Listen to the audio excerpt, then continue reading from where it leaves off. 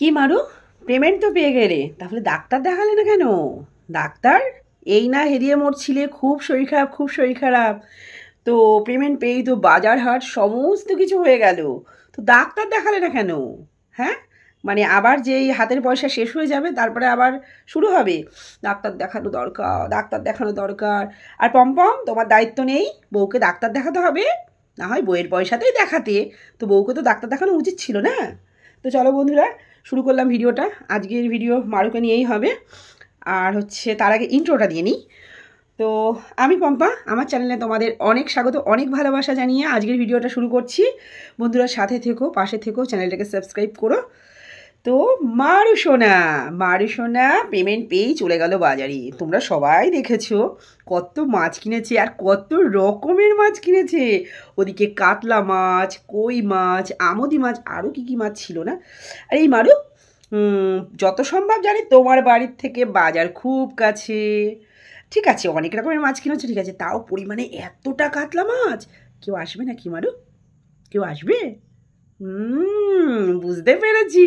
ঠিক ঠিক, নিজ্ঞাত কেউ আসবে। কে আসবে, বাবা মা? আচ্ছা, ওর জন্য খাট কিনলে না? তুমি যখন আগের দিনের ভিডিওতে দেখালে না যে তুমি ধপাস করে গিয়ে সোফার উপরে বসে পড়লে, এরকম একটা সোফা কাম বেড থাকলে বেশ ভালো হয়। যখনই তুমি বলছিলে না সোফা কাম বেড, তখনই ভিউয়ার্সরা বুঝে ফেলেছে শুধু সোফা কাম বেড না, তোমার বেডেরই প্রয়োজন। আর কিছুদিন আগে না তুমি বলছিলে তোমার এটা টেবিলের প্রয়োজন, তো একটা টেবিল কিনলে না কেন গো? একটা টেবিল কিনলে তো খেতে সুবিধা হতো না? মাটিতে বসে খেতে না খুব অসুবিধা হয়, কষ্ট হয় না? তো যাই হোক, আগে খাটেরই দরকার ছিল, যেহেতু বাবা মা বলে কথা আসবে, আর অত মাছ কেনা হয়েছে, তাদের খাওয়াতে হবে তো। আর বাবা মাকে খাওয়াতে দেখো আমরা সবাই তো ভালোবাসি। ও মারুর খাট চলে এসেছে। এ মারু, আমি একটা জিনিস না খুব ভালো করে লক্ষ্য করেছি। বালিশগুলো কোথা থেকে আসলো গো? তুমি পালানোর সময় কি বালিশগুলো নিয়ে এসেছিলে? আর কি কি নিয়ে এসেছিলে গো? এত কিছু নিয়ে পালিয়েছিলে। এদিকে বলো যে তোমার মা জানতো না কিছু। আমার মনে হয় তোমার মা সব জানতো, শুধু আমার না, সব ভিউয়ার্সদের একই কথা, জানতো? তোমার মা কিন্তু সব জানতো। হ্যাঁ, হয়তো তোমার পাপা জানতো না, তোমার মা কিন্তু জানতো। তোমার পাশের ঘরে ওইভাবে জামাকাপড় হুড় করে রেখে দাও?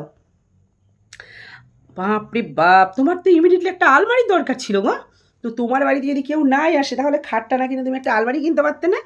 কেউ আসবে বলেই তুমি খাট কিনেছো, ঠিক আছে? আমরা দেখতে পারবো না, কিছু তো বুঝতে পারবোই। তোমার 2 ব্যাগ জামা কাপড় জমিয়ে ফেলেছো কাছাকাছির জন্য। এদিকে তো শরীর ভালো না, আমি পারি না নাকি 2 ব্যাগ জমিয়েছো শুধু পম্পমের জন্য? পম্পম কেচে দেবে তার জন্য নাকি?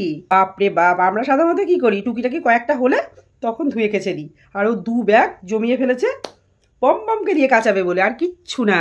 এগুলো হচ্ছে সব গেম, এগুলো হচ্ছে মারুর গেম প্ল্যান, ঠিক আছে? নিজে করবে না, পম্পমকে দিয়ে করাবে সব কিছু।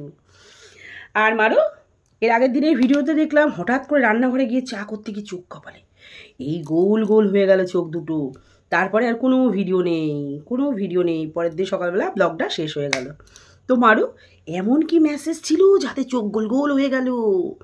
আমরা তো ভয় পেয়ে গেলাম, কি ব্যাপার, মারুর চোখ এরকম গোল গোল কেন হয়ে যাচ্ছে? কি মারু, কি মেসেজ ছিল যে চোখটা এরকম গোল্লা গোল্লা হয়ে গেছিল? তো মারু, তাহলে বাবা মা আসছে, খুব মজা না? আরে বাবা, তোমাদের বাড়ির সবাই জানে, ঠিক আছে? এই মুহূর্তে সবাই জানে, হয়তো বা তোমার পরিবার থেকে চাপ আসাটা তো স্বাভাবিক, কেননা এটা সত্যি কথা, মুসলিমরা সহজে মেনে নেয় না। আর তারপর অন্য ধর্মের সঙ্গে বিয়ে, ঠিক আছে? তবে জানো তোমারও এখন এটা হামেশাই হচ্ছে। তো যাই হোক, ওদিকের বোধহয় আবহাওয়া পরিস্থিতি সব ঠিকঠাক আছে, তাই তো? তার জন্যই 5-7 খাট চলে আসলো, খাটের সঙ্গে তোষকও চলে আসলো। আমি তো প্রথমে তোষকটা দেখে ভেবেছিলাম এটা বোধহয় মারুর ঘরের তোষক। তো পরে দেখলাম যে না, পাশের ঘরের তোষক। বাবা মা আসবে তো, ওর জন্য ওই বিছনায় আর ম্যাট্রেস পাতেনি, একেবারে তোষক পেতে দিয়েছে।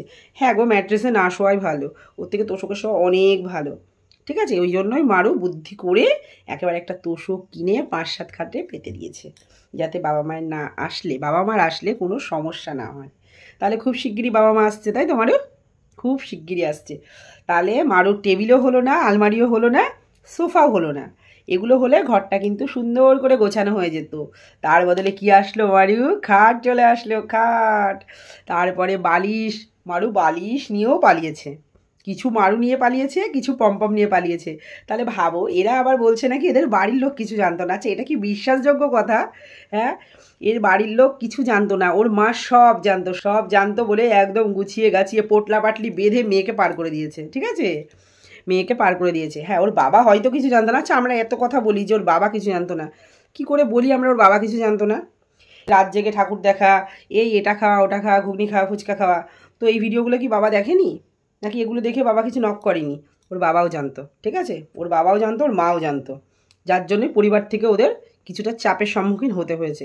হ্যাঁ, হয়তো আস্তে আস্তে সেই সমস্যাগুলো হয়তো কিছুটা হলেও মিটেছে। যাই হোক, মারুর মায়ের সাথে যোগাযোগ কিন্তু মারুর আছে, এটা কিন্তু 100%।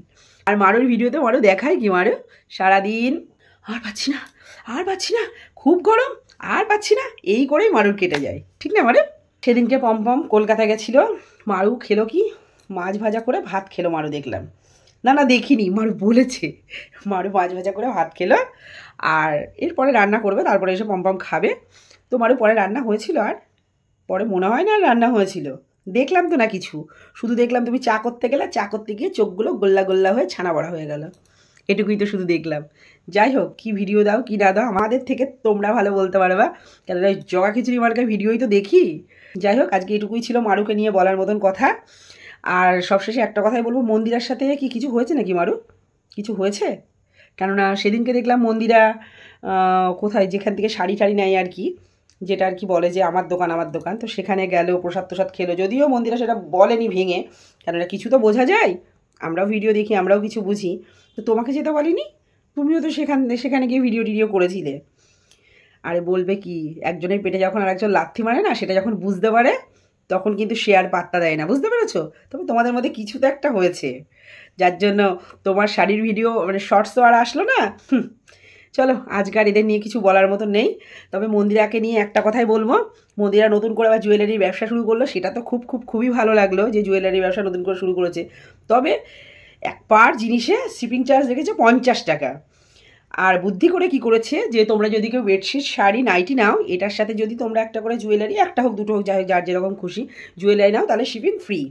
মানে কি সুন্দর, মানে তীক্ষ্ণ বুদ্ধি। মানে আমার শাড়িও বিক্রি হচ্ছে, আবার জুয়েলারিও বিক্রি হয়ে যাবে। সত্যি ব্যবসাদারি বুদ্ধি এদের কাছ থেকে শেখা উচিত, জানা উচিত। তবে বেশিরভাগ মানুষের কাছেই শুনি, কমেন্টগুলো তো খেয়াল করি, বেশিরভাগ মানুষের কাছে শুনি যে তোমার নাকি জিনিসের খুব দাম। আর তোমার একটা জিনিস আমার যেটা খুব অড লাগে, যে তুমি হচ্ছে ভিডিওতে শাড়ি দেখাও, গয়না দেখাও, আজকেও দেখলাম গয়নাগুলো, ঠিক আছে? আমার গয়নার কালেকশানগুলো খুব একটা ভালো লাগেনি। যাই হোক, ব্যবসা শুরু করেছো, ভালো কথা, শুভেচ্ছা থাকলো, ব্যবসা করো। তুমি জিনিসের দাম বলো না, জিনিসের দামটা টোটালটাই গোপন রাখো, কে কি নেবে তারপর তুমি হোয়াটসঅ্যাপে দাম বলবা। আরে বাবা, দামগুলো দেখে তো লোকে বুক করতে পারে, তা না বলে তোমাকে পছন্দ করে পাঠাতে হবে স্ক্রিনশট, তারপরে তুমি হোয়াটসঅ্যাপে দাম বলবা। যাই হোক, এই কারণেই হয়তো শুনি যে তোমার জিনিসের দাম বেশি, তোমার জিনিসের দাম বেশি। আর এখন আবার বুদ্ধি করে গেম প্ল্যান করেছো, একটার সাথে আর একটা নিলে তবেই শিপিং চার্জ ফ্রি। তার মানে কি, মানুষ ভাববে যে একটা নাইটি নিচ্ছি, সরি একটা মালা পছন্দ করলাম, মালাটা নেবো, মালার জন্য 50 টাকা দেবো, না থাক, তার মধ্যে হয়তো আর 200 টাকা দিলে একটা নাইটি হয়ে যাবে। এটা ভেবে তোমার একটা নাইটিও এক্সট্রা বিক্রি হয়ে গেল, সাথে মালাটাও সেল হয়ে গেল। কি বুদ্ধি তোমাদের, বুদ্ধির কাছে মানে বাদ বাকি সবাই না চুনোপুটি, ঠিক আছে? চলো, আজকের মতন এটুকুই থাকলো, সবাই খুব ভালো থেকো, টাটা।